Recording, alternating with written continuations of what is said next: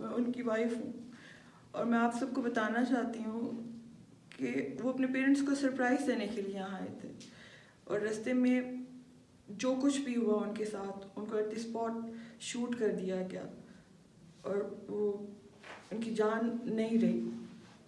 कोई उनको वापस नहीं ला सकता, कोई भी उनको वापस नहीं ला सकता। उनके बच्चे उनके लिए तड़प रहे हैं, वो बार बार पूछ रहे हैं कि हमारे बाबा कहाँ हैं, हमारे बाबा को वीडियो कॉल करो, हमने बाबा को देखना है। उनके पेरेंट्स की बुरी हालत है, उनकी मदर की बहुत बुरी हालत है। मैं अपने बच्चों के सामने रो नहीं सकती, मैं अपने हस्बैंड की आखिरी रसूमात पर पहुंच नहीं सकी। मैंने उनको देखा नहीं, मेरे बच्चों ने नहीं देखा उन्हें। मुझे अभी तक नहीं यकीन आ रहा कि उनके साथ क्या हुआ है। लेकिन जो हमने खबर सुनी कल कि पुलिस ने इनकाउंटर में उन शूटर्स को, उन रॉबर्स को ख़त्म कर दिया है। फिर मेरे भाई ने उनकी शनाख्त की जाकर और वो वही रॉबर्स थे और ये बिल्कुल ट्रू है कि वो मारे गए हैं, बिल्कुल वही थे वो, ये बिल्कुल सच है। लेकिन मेरा हस्बैंड वापस नहीं आ सकते, मेरे बच्चों का बाप वापस नहीं आ सकता।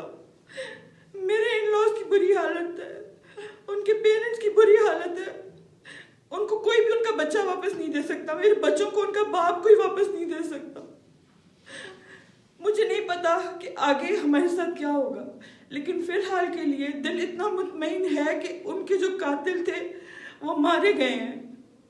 मैं पंजाब पुलिस का, हुकूमत पाकिस्तान का और आज़ाद कश्मीर की हुकूमत का बहुत शुक्रिया अदा करती हूँ और ब्रिटिश कमीशन का और जितने भी लोग, जिन लोगों ने इस मुहिम में साथ बने, हमारा साथ दिया, आवाज़ उठाई, उन सबका बहुत शुक्रिया। और जितने भी लोग ताज़ियत के लिए आए और जिन्होंने हमारा साथ दिया और यहाँ की जितनी लोकल कम्युनिटी है और जितने न्यूज़ रिपोर्टर्स हैं, जितने भी, उन सबका बहुत शुक्रिया कि वो हमारी आवाज़ का हिस्सा बने और हमें, हमारे दिल को तसल्ली देने के लिए थोड़ा इतना मुमकिन हुआ कि उनके कातिल मारे गए हैं।